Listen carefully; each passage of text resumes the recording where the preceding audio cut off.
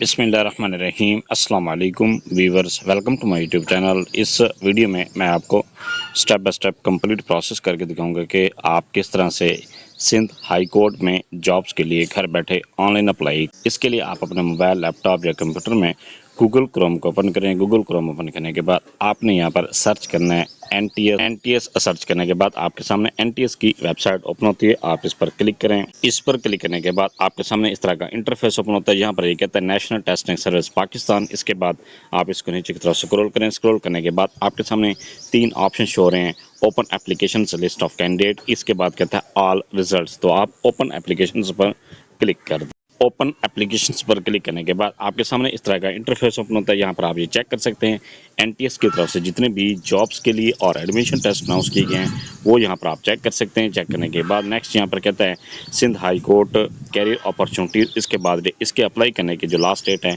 8 जून 2026 तक आप इसमें अप्लाई कर सकते हैं। अप्लाई करने के लिए यहाँ पर आप डिटेल के बटन पर क्लिक करें। डिटेल पर क्लिक करने के बाद आपके सामने इस तरह का इंटरफेस ओपन होता है। यहाँ पर ये कहता है Sindh high court career opportunities. इसके बाद अगर आप मजीद इसका ऐड चेक करना चाहते हैं तो आप ऐड उसका उर्दू, इंग्लिश, सिंधी तीनों ज़बानों में आप चेक कर सकते हैं। चेक करने के लिए यहाँ पर आप इस पर क्लिक करते हैं तो यहाँ पर आप ये चेक कर सकते हैं। ये आपके सामने जॉब्स जो अनाउंस की गई हैं वो यहाँ पर आप चेक कर सकते हैं। इसका जो जॉब्स हैं टोटल अनाउंसमेंट भी ये आप चेक कर सकते हैं, इनकी क्वालिफिकेशन चेक कर सकते हैं और इसके बाद इनकी अपॉइंटमेंट कहाँ पर होगी वो भी यहाँ पर आप ये चेक कर सकते हैं। चेक करने के बाद नेक्स्ट है इसकी तमाम डिटेल भी यहाँ पर दी गई हैं। ये सारी चेक करने के बाद नेक्स्ट है आपने इसमें अप्लाई किस तरह से। ऐड चेक करने के बाद नेक्स्ट यहाँ पर कहता है आपने अप्लाई किस तरह से करना है। अप्लाई करने के लिए फॉर ऑनलाइन एप्लीकेशन फॉर्म आप क्लिक हेयर पर क्लिक करें। क्लिक करने के बाद सामने इस तरह का इंटरफेस ओपन होता है। यहाँ पर कहता है इंस्ट्रक्शंस, आप इंस्ट्रक्शंस को रीड आउट करें। रीड आउट करने के बाद फिर आपने यहाँ पर कहता है साइन अप, आपने अपना अकाउंट को क्रिएट करना है। अकाउंट क्रिएट करने के लिए यहाँ पर कहता है सीएनसी वाला खाना में आपने अपना शनाख्ती कार्ड नंबर लिखना है जो, और इसके बाद यहाँ पर कहता है कन्फर्म सीएनसी, आपने अपने शनाख्ती कार्ड को दोबारा लिखना है। इसके बाद डिजायर्ड पोस्ट, जिस पोस्ट के लिए भी आप अप्लाई करना चाहते हैं वो यहाँ पर आप चेक कर सकते हैं। जूनियर ट्रांसलेटर के लिए अप्लाई करना चाहते हैं, असिस्टेंट अकाउंटेंट के लिए अप्लाई करना चाहते हैं, या आप टेलीफोन ऑपरेटर के लिए, केयर टेकर के लिए, या आपने जूनियर ऑफिस असिस्टेंट के लिए, लाइब्रेरी एसोसिएट के लिए अगर आप अप्लाई करना चाहते हैं, जिस पोस्ट के लिए भी आप अप्लाई करना चाहते हैं उस पोस्ट के सामने आप उस पर क्लिक करें। क्लिक करने के बाद पासवर्ड, आपने एक स्ट्रॉन्ग सा पासवर्ड क्रिएट करना है। उसी पासवर्ड को कन्फर्म पासवर्ड वाले खाने में लिखते हैं। इसके बाद साइन अप पर क्लिक करें। साइन अप पर क्लिक करने पर आपका अकाउंट क्रिएट हो जाता है। इसके बाद फिर आपने लॉगिन करना है। लॉगिन करने के लिए यहाँ पर आपने जिस पोस्ट के लिए अप्लाई करना चाह रहे थे उसको सिलेक्ट करें। इसके बाद सीएनसी नंबर, यहाँ पर आपने शनाख्ती कार्ड नंबर लिखें। इसके बाद पासवर्ड, जो आपने पासवर्ड क्रिएट किए उसी पासवर्ड को यहाँ पर लिख दें। इसके बाद लॉगिन के बटन पर क्लिक करें। साइन इन पर क्लिक करने के बाद आपके सामने इस तरह का इंटरफेस ओपन होता है। यहाँ पर इंस्ट्रक्शंस लिखी गई हैं, आप इन इंस्ट्रक्शंस को रीड आउट करें। रीड आउट करने के बाद नेक्स्ट है यहाँ पर चेक बॉक्स पर क्लिक करें। चेक बॉक्स पर क्लिक करने के बाद कंटिन्यू के बटन पर क्लिक करें।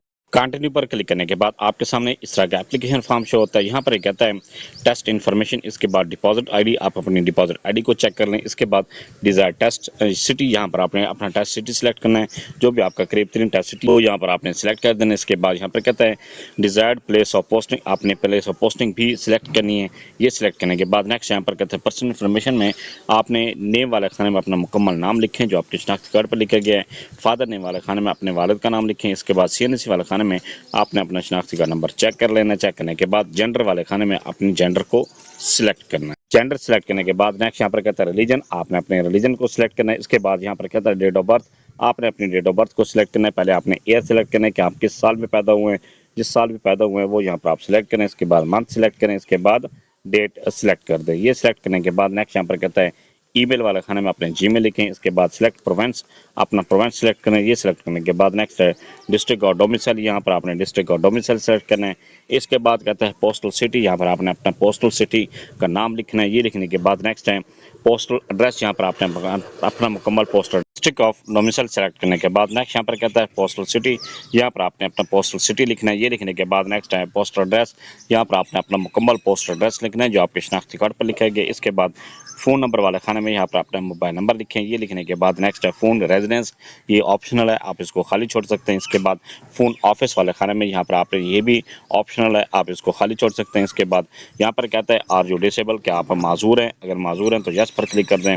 इसके बाद यहाँ पर कहता है अगर आप यस पर क्लिक करते हैं फिर कहता है नेचर ऑफ डिसेबिलिटी, यहाँ पर आपने लिखनी है। ये लिखने के बाद अगर आपकी डिसेबिलिटी कोई भी नहीं है फिर आप इसको नो पर क्लिक कर दें और इसके बाद यहाँ पर कहता है अपलोड फोटोग्राफ। यहाँ पर आपने अपनी पिक्चर को अपलोड करना है। अपलोड करने के बाद यहाँ पर ये अपलोड करने से पहले आपने अपनी पिक्चर को ये चेक करना है, इसकी टर्म्स एंड कंडीशन भी लिखी गई, इनके मुताबिक ही आपने अपनी पिक्चर को अपलोड करना है। इसके बाद यहाँ पर कहता है एकेडमिक इन्फॉर्मेशन, यहाँ पर आपने एकेडमिक इन्फॉर्मेशन इंटर करनी है। एकेडमिक इन्फॉर्मेशन इंटर करने से पहले ये नोट दिए गए, आप इनको रीड आउट करें। रीड आउट करने के बाद नेक्स्ट यहाँ पर कहता है कि मैट्रिक, आपने सबसे पहले मैट्रिक की क्वालिफिकेशन को इंटर करना है। इसके लिए यहाँ पर आपने पहले इस सब्जेक्ट को सिलेक्ट करना है। यहाँ पर मेजर सब्जेक्ट जो भी आपके थे यहाँ पर आपने इस तरह से लिख देना है। डिग्री का नाम लिखना है, ये लिखने सिलेक्ट करना है कि मैट्रिक साइंस के साथ थी, आर्ट्स थी, ओ लेवल था या आपने ओ लेवल साइंस के साथ की है। जो भी आपकी कैटेगरी है वो यहाँ पर आपने लिखने हैं।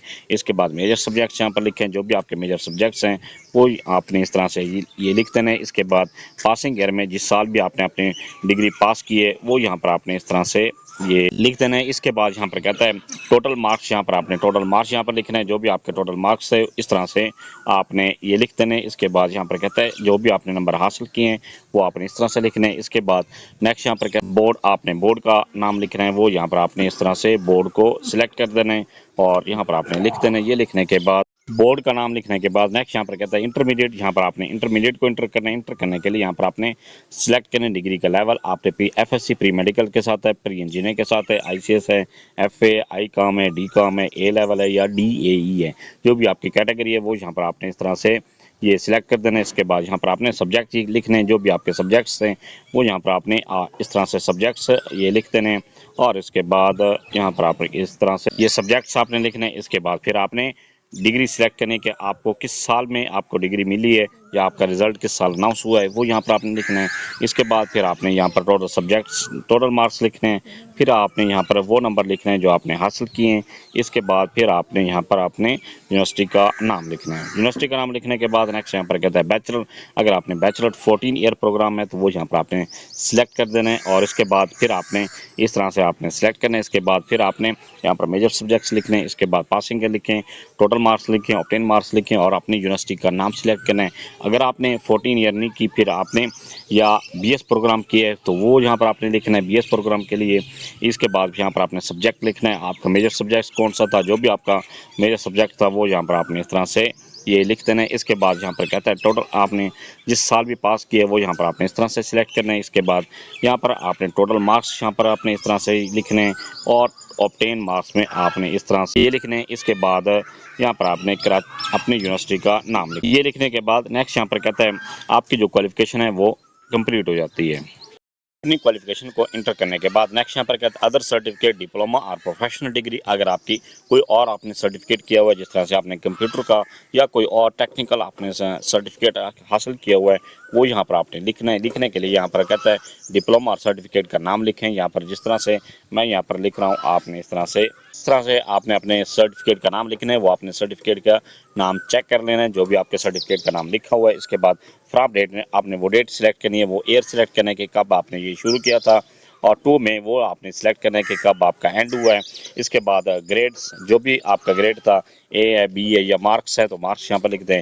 इसके बाद यहाँ पर कहते हैं इंस्टीट्यूट और बोर्ड, यहाँ पर आपने इदारे का नाम लिखना है। यहाँ पर आपने इदारे का नाम इस तरह से नाम लिखना है, या बोर्ड का नाम लिखें या यूनिवर्सिटी का नाम लिखें जहाँ से आपने अपनी ये सर्टिफिकेट हासिल किए। इसी तरह से इसके बाद अगर आपके पास एक से ज़्यादा सर्टिफिकेट्स हैं तो 1 पर 1 करके तमाम को आपने इस तरह से सर्टिफिकेट्स एंटर करने के बाद नेक्स्ट है रेलिवेंट एक्सपीरियंस। अगर आपका एक्सपीरियंस है तो वो यहाँ पर आपने लिख देना है, अगर आपका एक्सपीरियंस नहीं है तो आप इसको खाली छोड़ सकते हैं।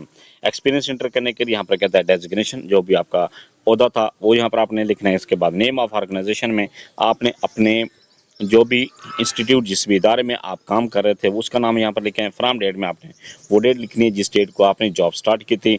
एंड डेट में टू डेट में आपने वो डेट सिलेक्ट करनी है जिस डेट को आपकी जॉब एंड हुई है। अगर आप जॉब कंटिन्यू कर रहे हैं तो फिर आपने वो डेट सिलेक्ट करनी है जिस डेट को आप अप्लाई कर रहे हैं। इसके बाद आप अगर आपके एक से ज़्यादा डिपार्टमेंट में आपका एक्सपीरियंस है तो ये 3 डिपार्टमेंट्स को आप इंटर कर सकते हैं। 1 बाय 1 करके आप तीनों डिपार्टमेंट्स को इंटर एक्सपीरियंस को एंटर करने के बाद नेक्स्ट यहाँ पर कहता है टोटल एक्सपीरियंस रेलिवेंट फील्ड।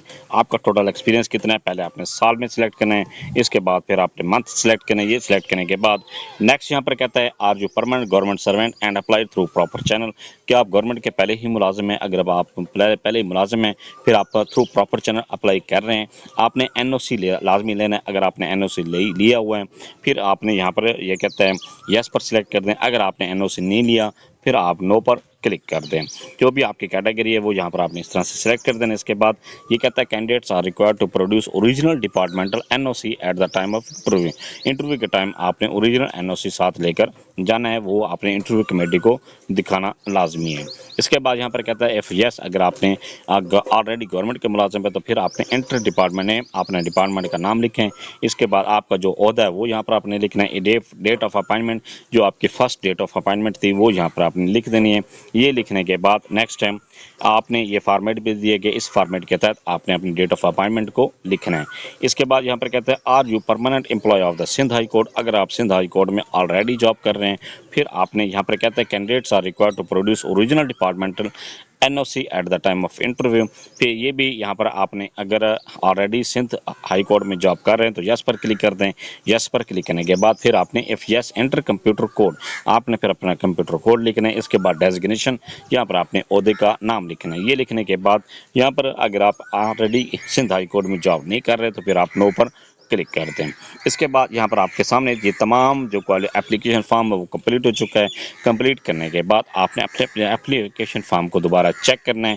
कहीं पर भी कोई किसी भी किस्म की मिस्टेक है आप इसको रिमूव करें, सेट कर लें। सेट करने के बाद फिर आपके सामने ऑप्शन दे रहे हैं सबमिट, तो आप सबमिट के बटन पर सबमिट पर क्लिक करने के बाद आपके सामने यहाँ पर आप चेक कर सकते हैं अपना एकेडमिक इंफॉर्मेशन। इसके बाद यहाँ पर आपने अपना मुकम्मल एप्लीकेशन फॉर्म को चेक कर सकते हैं। चेक करने के बाद यहाँ पर आपके एकेडमिक भी शो हो रही है। इसके बाद रेलिवेंट एक्सपीरियंस जो भी आपका है वो यहाँ पर आप चेक कर सकते हैं।